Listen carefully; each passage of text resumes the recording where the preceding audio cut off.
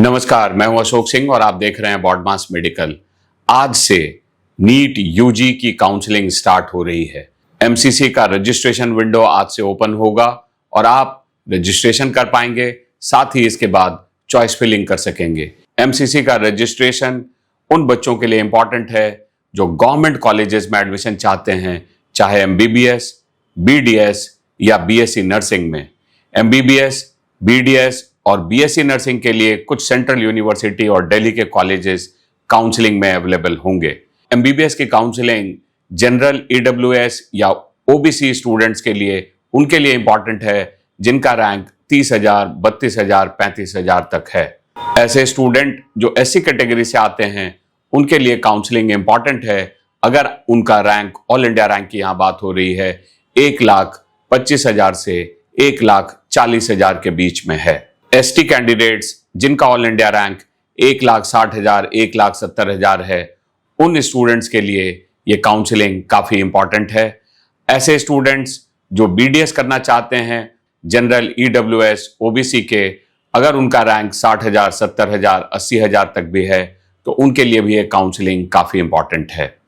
ऐसे ही BSc nursing के लिए खास करके फीमेल कैंडिडेट्स जिनका रैंक लोअर साइड में भी है, उन्हें भी गवर्नमेंट कॉलेज मिलने की संभावना है। बाकी स्टूडेंट्स काउंसलिंग में पार्टिसिपेट कर सकते हैं। गवर्नमेंट कॉलेजेस के लिए भी उनकी एलिजिबिलिटी है, लेकिन उन्हें ऑल इंडिया कोटा के साथ साथ अपने स्टेट की काउंसलिंग में भी पार्टिसिपेट करना चाहिए, क्योंकि दूसरे स्टेट्स, कई ऐसे स्टेट्स हैं जहां आपको लोअर रैंक पे भी सीट मिल सकती है। अब हम लोग बात करेंगे ऐसे स्टूडेंट्स की जो डिम्ड मेडिकल यूनिवर्सिटीज में एडमिशन चाहते हैं। उनके लिए करीब 60 डिम्ड यूनिवर्सिटी चॉइस फिलिंग में अवेलेबल होगी और इन डिम्ड यूनिवर्सिटीज में जो फीस रेंज होता है वो 10 लाख से लेकर 30-32 लाख रुपए पर ईयर तक की फीस रहती है। खास करके ऐसे स्टूडेंट्स जिनका रैंक लोअर साइड में है, मतलब जो 5 लाख रैंक से नीचे के हैं, उन्हें डिम्ड यूनिवर्सिटीज में जो चॉइस फिलिंग करनी है वो बहुत सोच समझ कर करनी है, क्योंकि कई ऐसे कॉलेज हैं जिनकी फीस 1.5 करोड़ से भी ज्यादा है। Your rank is fixed, but your decision isn't. MBBS or engineering. One wrong choice can cost you your seat. Be sure before you choose. Talk to Ashok sir. 1,000 rupees online, 1,500 rupees offline. Book your session now. अगर आप total package को calculate करेंगे तो वो 1.5 करोड़ से भी exceed करेगा। महाराष्ट्र के कई कॉलेजेस में आप ट्यूशन फीस इंटू 4.5 नहीं कर सकते हैं, क्योंकि वहां इंक्रीमेंट है। आपको फी स्ट्रक्चर को सही से समझना है। Most of the colleges Maharashtra, Tamil Nadu और पौंडीचेरी के कॉलेजेस की फीस 25 लाख रुपए पर ईयर से भी ज्यादा है। तो यहां आपको फी स्ट्रक्चर को बहुत ध्यान से समझना है, फिर आपको चॉइस फिलिंग करनी है। ऐसे स्टूडेंट्स जो टॉप की डिम्ड यूनिवर्सिटीज जो 20 लाख, 25 लाख से कम फीस में हैं, उन कॉलेजेस के लिए जा रहे हैं, अगर उनका रैंक 5 लाख के अंदर में है तो उनको अच्छे डिम्ड प्राइवेट यूनिवर्सिटीज में एडमिशन मिलने की संभावना रहेगी। जो भारत के टॉप डिम्ड यूनिवर्सिटीज हैं उनमें मणिपाल ग्रुप के 3 कॉलेज, एमजीएम के कई अब कॉलेज हो गए हैं, लेकिन नवी मुंबई और औरंगाबाद ये अच्छे कॉलेज हैं। कर्नाटका के कई अच्छे डिम्ड यूनिवर्सिटीज हैं जिनमें जेएसएस, केएस हेगड़े, केएलई बेलगाम, ये सब मुख्य डिम्ड यूनिवर्सिटीज हैं।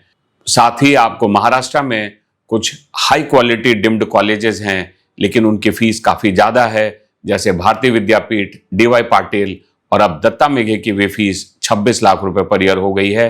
गुड न्यूज, अब आपका अपना बोडमास एजुकेशन नोएडा, हरियाणा, मेरठ तक पहुंच चुका है। सही गाइडेंस और बेस्ट काउंसलिंग के लिए आज ही जुड़िए बोडमास के साथ। अपने सपनों को दें सही दिशा और करियर को बनाएं शानदार। अभी संपर्क करें बोडमास के साथ। उसका भी टोटल बजट ऑलमोस्ट अब 1 करोड़ 40 लाख से 1 करोड़ 45 लाख हो गया है। तो ऐसे कॉलेजेस को जब भी आप सिलेक्ट करते हैं तो टोटल फी स्ट्रक्चर को ध्यान से देखें। ऐसे ही जब आप तमिलनाडु में देखते हैं तो यहाँ आपको कुछ बहुत अच्छे डिम्ड यूनिवर्सिटी हैं, जैसे श्री रामचंद्रा मेडिकल कॉलेज, सविता या एसआरएम, लेकिन साथ ही आपको इनकी फीस को भी ढंग से समझनी है, क्योंकि इनके जो फीस हैं वो 28 लाख से 31 लाख रुपए पर ईयर के बीच में है। आज के इस पर्टिकुलर वीडियो में मैं आपको यही समझाना चाहता हूं कि जब आप ऑल इंडिया की काउंसलिंग में रजिस्ट्रेशन करते हैं तो चॉइस फिलिंग आपको बहुत ठंडे दिमाग से करनी है। चॉइस फिलिंग के लिए अभी कोई हड़बड़ी नहीं है, आप 2-3 दिन का समय ले सकते हैं। सही ढंग से अपने कॉलेज की लिस्ट देखें, उनके कंप्लीट फीस को एनालाइज करें। साथ ही आप ये भी देखें कि अगर आप मेडिकल यूजी एमबीबीएस पढ़ने के लिए क्या इतना बजट लगाना अफोर्ड कर सकते हैं। अगर आप इन बातों को ध्यान से समझना चाहते हैं, साथ ही आपके मन के अंदर में जो कॉलेज कंपैरिजन को लेकर सवाल है, तो आप मेरे साथ 1-on-1 सेशन बुक कर सकते हैं। गवर्नमेंट कॉलेजेस में भी आपको 2 बातें बहुत ध्यान से समझनी है। एक, आप जो है सही ढंग से समझें कि कौन कौन से स्टेट्स के गवर्नमेंट कॉलेजेस में आप जाने को विलिंग हैं, वो आप ध्यान से समझें, खास करके अगर आपका रैंक 10,000 के अंदर है तो। दूसरी बात, आपको ये भी देखना है कि जो एम्स हैं या ईएसआईसी के कॉलेजेस हैं, जो अच्छे ईएसआईसी के कॉलेजेस हैं या जो हाई क्वालिटी एम्स हैं, उनमें अगर आपको मिलने की संभावना है तो आप उनको प्रीफर कर सकते हैं। स्टेट के जो गवर्नमेंट मेडिकल कॉलेजेस हैं, उनमें हर स्टेट में अभी मिक्स तरह के कॉलेजेस हैं। कुछ कॉलेज काफ़ी अच्छे हैं। अगर आप उत्तर प्रदेश को ही देखें तो अब 40 से ज़्यादा गवर्नमेंट कॉलेजेस हैं और उनमें 8-10 कॉलेज ही पुराने और वेल एस्टैब्लिश्ड हैं। इसी तरीके से राजस्थान में भी काफ़ी सारे नए गवर्नमेंट कॉलेजेस हैं। तो जब आप नए गवर्नमेंट कॉलेजेस को अपनी चॉइस फिलिंग में रखते हैं तो आप सिर्फ लोकेशन को ना देखें, कॉलेज की क्वालिटी को सही ढंग से समझें, फिर आप उसको चॉइस फिलिंग में रखें। ऐसे ही अगर आप नॉर्थ से हैं और साउथ के कॉलेजेस में नहीं जाना चाहते हैं तो उस बात को भी खास करके ध्यान में रखें। साउथ के कॉलेजेस में जहां जा रहे हैं आप, अगर साउथ के भी नए गवर्नमेंट कॉलेजेस में जा रहे हैं। Free advice sounds easy until it costs you your seat. MBBS or engineering, one wrong choice and you're out. Don't leave it to chance. Choose BODMAS paid guidance now. Secure your seat. तो आपको काफी तकलीफ हो सकती है। वैसे ही जो south के स्टूडेंट हैं, वो भी जब नॉर्थ के कॉलेजेस की चॉइस फिलिंग कर रहे हैं तो उत्तर प्रदेश, राजस्थान, जहां काफी संख्या में हाल के समय में कॉलेजेस ओपन हुए हैं, इन कॉलेजेस की क्वालिटी को थोड़ा ठीक ढंग से एनालाइज करने के बाद ही चॉइस फिलिंग करें। नॉर्थ ईस्ट में इक्का दुक्का कॉलेजेस हैं, हर एक स्टेट में एक आध गवर्नमेंट कॉलेजेस हैं, उनको भी जब आप चॉइस फिलिंग में रखते हैं तो उसको भी ढंग से एनालाइज कर लें। एक्सेप्ट आसाम, बाकी सारे अभी नॉर्थ ईस्ट के स्टेट में एक आध ही कॉलेजेस हैं। कुछ कॉलेज उसमें काफ़ी अच्छा कॉलेज भी है, जैसे north eastern Indira Gandhi institute of medical sciences जो शिलोंग में है, लेकिन कई ऐसे भी कॉलेज हैं जो अभी बिल्कुल नए आए हैं, तो उसको आपको ठीक से समझने की ज़रूरत है।